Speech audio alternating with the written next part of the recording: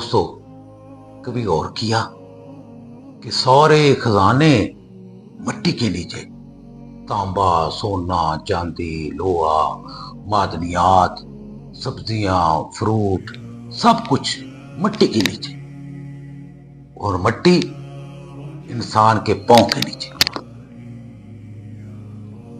کسی نے مٹی سے پوچھا، کیا ہے مٹی، تجھ بھی اللہ کا اتنا کرم کیوں ہے کہ سارے خزانے تیرے نیچے رکھ دیے، تجھ میں دفن کر دیے؟ تو مٹی نے بڑا پیارا جواب دیا۔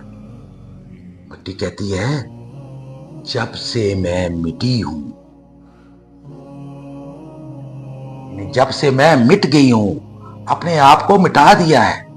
کافر کی یہ پہچان کہ آفاق میں گم ہے، مومن کی یہ پہچان کہ اس میں گم ہے آفاق۔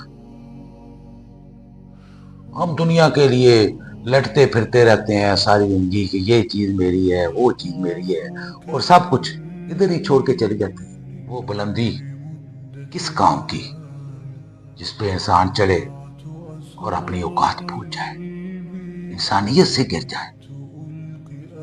دیکھو سمندر کتنا وسیع ہوتا ہے، لیکن پھر بھی وہ اپنی اوقات سے باہر نہیں جاتا۔ اللہ تعالیٰ نے اتنا اس کو اعلیٰ ظرف دیا،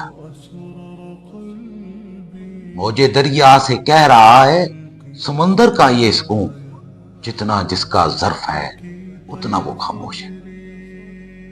اگر اللہ تعالیٰ کا کرم ہے تو اللہ تعالیٰ کا شکر ادا کرنا چاہیے، بجائے اس کے کہ ہم غرور میں مبتلا ہو جائیں۔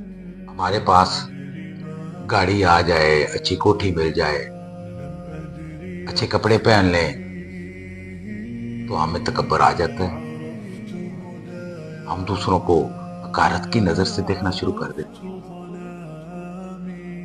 یار کتنی چھوٹی سوچ ہو گئی ہے ہماری۔